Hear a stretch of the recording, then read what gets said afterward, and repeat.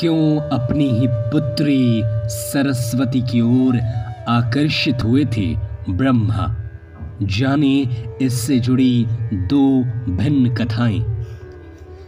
भारतवर्ष के दो ग्रंथों में सरस्वती पुराण और मत्स्य पुराण में सृष्टि के रचयिता ब्रह्मा का अपनी ही बेटी सरस्वती से विवाह करने का प्रसंग है। पुराणों के अनुसार ब्रह्मा जी की पत्नी मां सावित्री देवी है। पुराणों के ही अनुसार ब्रह्मा जी ने एक और स्त्री से विवाह किया था जिसका नाम मां गायत्री है। इतिहास के अनुसार ये गायत्री देवी राजस्थान के पुष्कर की रहने वाली थी, जो वेद ज्ञान में पारंगत होने के कारण महान मानी जाती थी। कहा जाता है कि एक बार पुष्कर में ब्रह्मा जी को यज्ञ करना था और उस समय उनकी पत्नी सावित्री उनके साथ नहीं थी, तो उन्होंने गायत्री से विवाह कर यज्ञ को संपन्न किया। लेकिन बाद में जब सावित्री को पता चला तो उन्होंने ब्रह्मा जी को श्राप दे दिया। पुराणों में मां सरस्वती के बारे में अलग अलग मत मिलते हैं, लेकिन मान्यता के अनुसार सरस्वती तो ब्रह्मा की पत्नी सावित्री की पुत्री थी।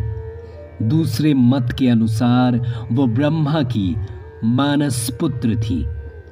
मान्यता है कि ब्रह्मा ने उन्हें अपने मुख से प्रकट किया था।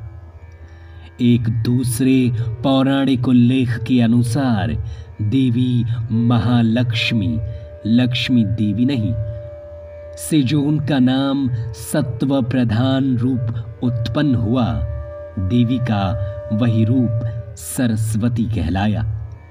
ये तो ज्ञात है कि देवी सरस्वती का वर्ण श्वेत है, उनकी छवि बहुत सुंदर है। ब्रह्मा जी की अनेक पुत्र पुत्रियां थे।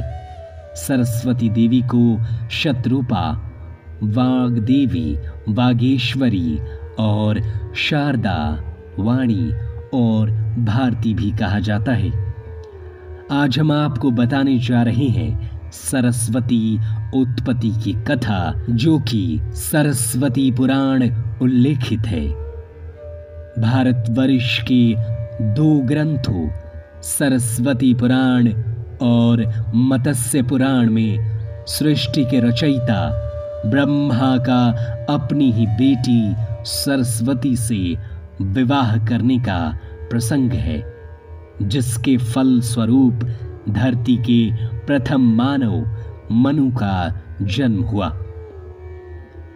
सरस्वती पुराण के अनुसार सृष्टि की रचना करते समय ब्रह्मा ने सीधे अपने वीर्य से सरस्वती को जन्म दिया था।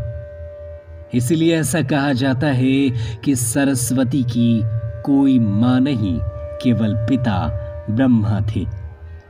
स्वयं ब्रह्मा भी सरस्वती के आकर्षण से खुद को बचाकर नहीं रख पाए और उन्हें अपनी अर्धांगिनी बनाने पर विचार करने लगे।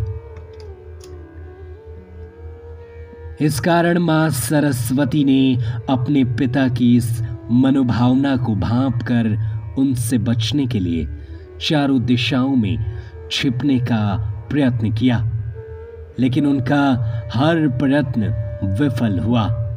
इसलिए माना जाता है कि विवश होकर उन्होंने अपने पिता के साथ विवाह कर लिया। सरस्वती पुराण के अनुसार ब्रह्मा और सरस्वती करीब 100 वर्षों तक एक जंगल में पति पत्नी की तरह रहे।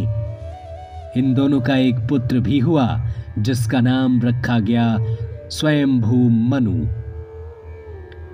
मत्स्य पुराण में ये कथा थोड़ी सी भिन्न है। मत्स्य पुराण के अनुसार ब्रह्मा के 5 सिर थे। कहा जाता है कालांतर में उनका 5वां सिर काल भैरव ने काट डाला था कहा जाता है जब ब्रह्मा ने सृष्टि की रचना की तो वो समस्त ब्रह्मांड में अकेले थे। ऐसे उन्होंने अपने मुख से सरस्वती सानध्य ब्राह्मी को उत्पन्न किया और ब्रह्मा अपनी बनाई हुई रचना सरस्वती के प्रति आकर्षित होने लगे और लगातार उन पर अपनी कुदृष्टि डालते रहे। ब्रह्मा की कुदृष्टि से बचने के लिए सरस्वती चारों दिशाओं में छिपती रही, लेकिन वो उनसे नहीं बच पाई। अंत में सरस्वती आकाश में जाकर छिप गई, लेकिन अपने 5वें सिर से ब्रह्मा ने उन्हें आकाश में भी खोज निकाला और उनसे सृष्टि की रचना में सहयोग करने का निवेदन किया। सरस्वती से विवाह करने के पश्चात सर्वप्रथम स्वयंभू मनु को जन्म दिया। इसी कारण ब्रह्मा और सरस्वती की संतान मनु को पृथ्वी पर जन्म लेने वाला पहला मानव कहा जाता है।